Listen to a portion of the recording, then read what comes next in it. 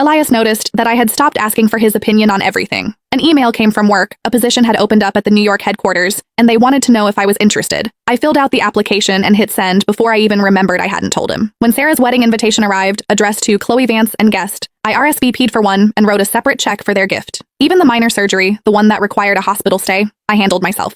I found a specialist, dealt with the insurance pre-approval, and scheduled the procedure all on my own. Elias was a surgeon. When he found out, he frowned. "You're sick? Why didn't you tell me?" The words slipped out before I could stop them. "I handled it. Don't worry." As soon as I said it, we both froze. Just 2 weeks ago, I was the clingy girlfriend who would text him photos of dresses and salads, agonizing over what to wear on a date or what dressing would make me fat. "This one or this one? Is this vinaigrette going to kill my diet?" He used to answer. Then his replies became a curt, "Either one is fine," and eventually, he just left me on red. I thought he was just busy, until I realized he wasn't like that with everyone. For instance, with Lily, the daughter of his late mentor who he'd been asked to look after. "The surgery is tomorrow?" The attending physician handed me the clipboard, his tone routine.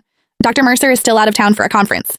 If you'd like to wait for him, we can reschedule." "No," I said. "Tomorrow is fine." The doctor just nodded, asking no more questions. As I walked out of the office, 2 people came down the hallway. Elias was pulling a suitcase, looking like he'd come straight to the hospital from the airport. Lily followed him, wearing a black cashmere coat over her scrubs, the Burberry one I'd given Elias for our 3rd anniversary. Elias saw me and his brow furrowed. "What are you doing here? Sick again?" That word, again, stung like a needle. He snatched the papers from my hand, his eyes scanning them with a flicker of annoyance. "I have things to do tomorrow. This isn't an emergency. We can do it when I have time." "Don't worry about it," I said. "I've already handled it." He looked taken aback. This was coming from the girl who used to video call him in tears over a paper cut, the one who sent him a dozen selfies just to pick a date night outfit. Now here I was, calmly scheduling my own surgery. If he hadn't run into me, he probably wouldn't have known until after it was over. I took the chart back, accidentally knocking a small box from his hand. It clattered to the floor, spilling its contents. "Birth control pills. It's not what you think," Elias said, bending to pick them up. His voice was as flat as if he were discussing the weather. "They're for Lily's cramps. Doctor's orders." Lily clutched the coat tighter, her voice a fragile whisper. "I'm so sorry, Chloe. It's all my fault. My anxiety has been so bad lately. I can't sleep. I can't focus. Elias is the only one who understands.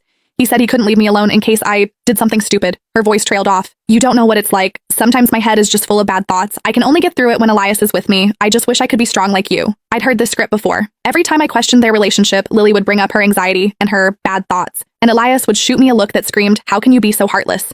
Once I had a sharp pain in my stomach and asked him what kind of specialist I should see. This brilliant neurologist told me, "I don't know." When I complained he was being dismissive, he just pinched the bridge of his nose wearily. "Can't you just look it up yourself? You're an adult, Chloe. Can you be a little more independent? Stop relying on me for every little thing." So frugal with his words for his girlfriend, yet he personally escorted someone else to her doctor's appointments. "Well, you should take good care of her then," I said, my voice completely flat. "After all, her mental health is much more important than my surgery, right?" Lily's face flushed. "Chloe, that's not what I meant." "Are you still mad?" Elias cut her off, his eyes fixed on me. "Just because I didn't tell you I was going out of town?"